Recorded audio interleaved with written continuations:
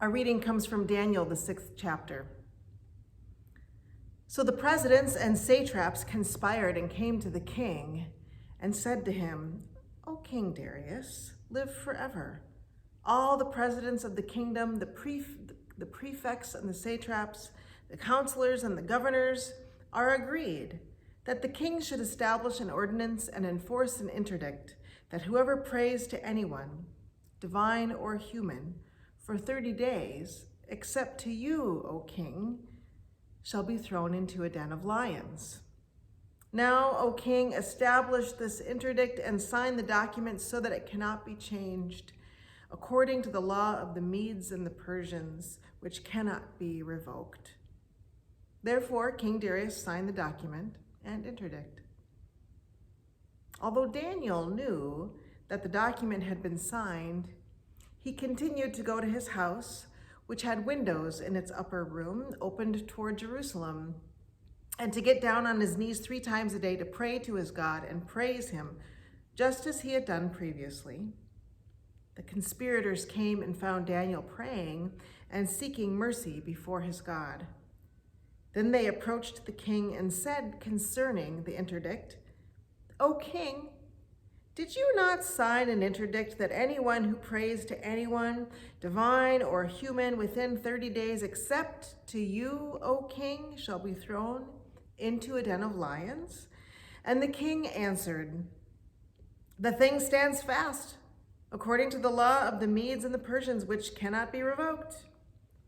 Then they responded to the king, "Daniel, one of the exiles from Judah, pays no attention to you, O king, or the interdict you have signed, but he is saying his prayers 3 times a day."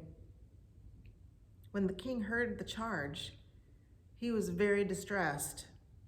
He was determined to save Daniel, and until the sun went down, he made every effort to rescue him. Then the conspirators came to the king and said to him, "Know, O king, that it is a law of the Medes and the Persians that no interdict or ordinance that the king establishes can be changed." Then the king gave the command, and Daniel was brought and thrown into the den of lions. The king said to Daniel, "May your God, whom you faithfully serve, deliver you." A stone was brought and laid on the mouth of the den, and the king sealed it with his own signet and with the signet of his lords, so that nothing might be changed concerning Daniel. Then the king went to his palace and spent the night fasting. No food was brought to him, and sleep fled from him. Then, at the break of day, the king got up and hurried to the den of lions. When he came near the den where Daniel was, he cried out anxiously to Daniel, "O Daniel, servant of the living God, has your God, whom you faithfully serve, been able to deliver you from the lions?" Daniel then said to the king, "O king, live forever. My God sent his angel and shut the lions' mouths so that they would not hurt me, because I was found blameless before him and also before you, O king.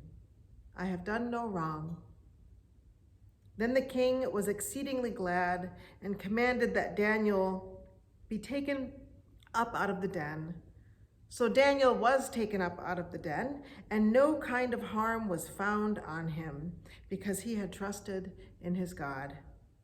The king gave a command, and those who had accused Daniel were brought down and thrown into the den of lions. They, their children, and their wives.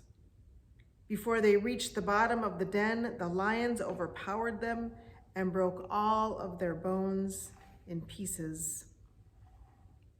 Then King Darius wrote to all peoples and nations of every language throughout the whole world, "May you have abundant prosperity. I make a decree that in all my royal dominion people should tremble and fear before the God of Daniel, for he is the living God, enduring forever.